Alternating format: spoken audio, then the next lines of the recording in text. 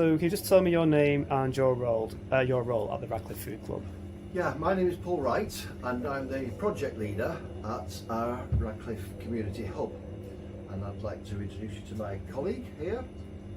Hello, I'm Jade. I help anyone that's new. I will take them round and teach them what they can pick and where from, and then we just go through things at the end, help them pack, and then wish them a good week. Brilliant, thank you very much, Jade. Thank you, Paul. So Paul, could you just provide some more additional information about the Radcliffe Food Club? Okay, so the food club itself has been up and running now for about nearly 18 months.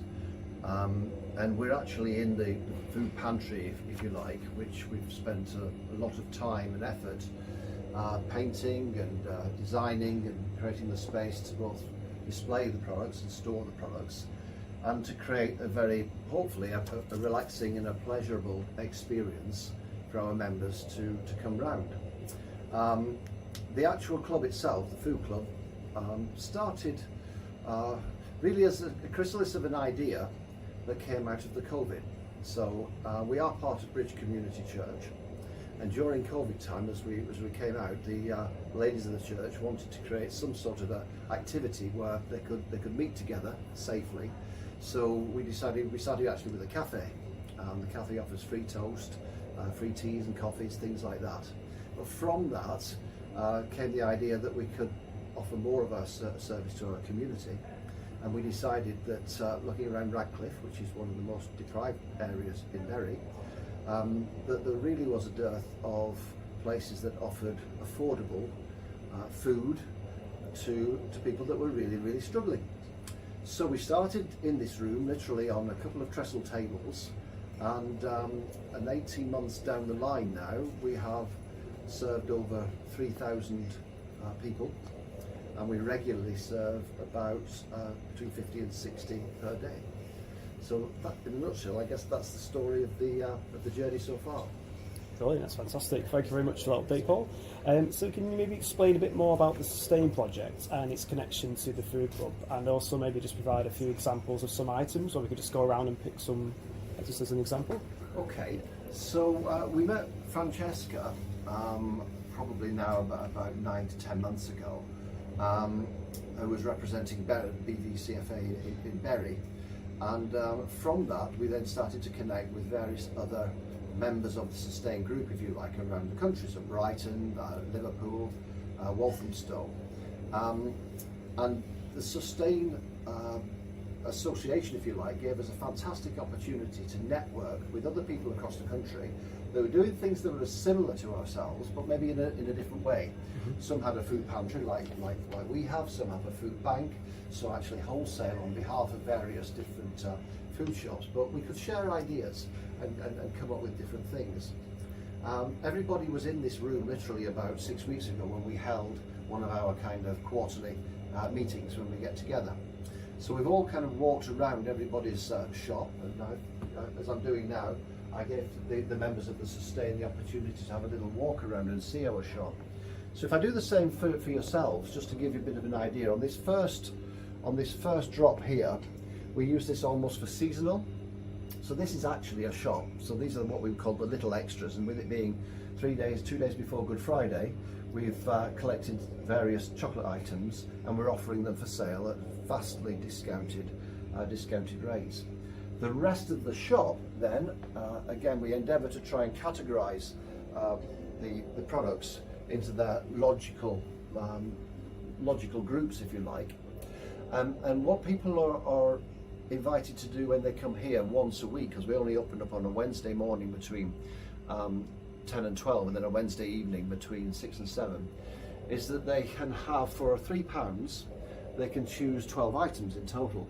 So 2 from the chiller and the freezer, which I'll show you in a second, 3 fruit and veg, and 7 grocery items. The grocery items being the long life items that are around the shelving on the outside of the shop here.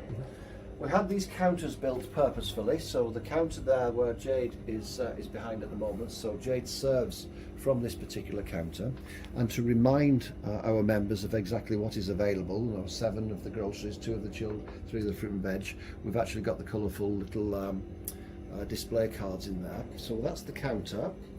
On these we tried to make it look a little bit like a greengrocer's, if you like, hence the green matting on here. We keep all the bread on this side, the fruit and veg on the other side, with storage facilities underneath. Because obviously we need space to keep the excess foods when and if we can get a good delivery. We use the underside of this for storage.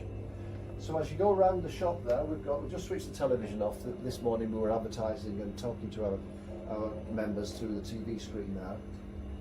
We've got a small area here where we may be giving away items for free. So any surplus that we've got beyond the 12 items, we'll encourage people to take certain things free of charge. And then in the corner here, we've got the fridge, the original fridge that's been with us now for 18 months. And this is a new freezer. This is a single fronted vertical glass freezer which was sponsored by Great Places, a local housing organisation that paid over £1,500 for us with that. So that's been a fantastic help. Reduces wastage, of course, allows us to keep our products to carry over to the following week. So really pleased with that, and allows us to offer a different kind of a meal solution beyond the long-term tins and wrapped items, which you can see that are displayed on this side here. The only other thing really just to draw people's to attention is that on occasionally we do get high-priced items or luxury items, and we put a yellow dot on here. So these essentially count as two.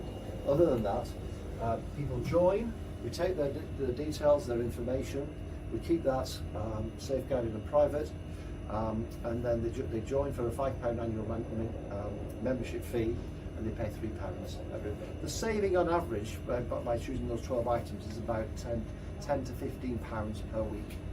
So 3,000 visits, saving of £10, so at least £30,000 that Radcliffe citizens have saved over the last year and a half. Brilliant. That's wonderful. Thank you so much for that talk, Paul. It's been really informative. Thank you. So next question is, what are the current challenges that are facing the project and food club? Ooh, that's an interesting one, isn't it? The first one is always making sure that you've got enough food to fill the shelves. So we've had 60 people through this morning.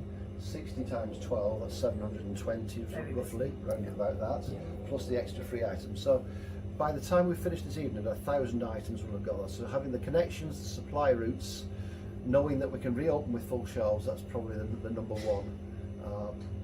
Of course, finance and funding, in order that we can continue to do other things. We'd like to open more frequently. Having the volunteers so far has been great. People like Jade. Now Jade joined as a member, and she liked what we did. We helped you out really at a time when you needed help. And it feels like a family as well. It's become my second family here, to be honest. So it's really helped me when I needed it the most.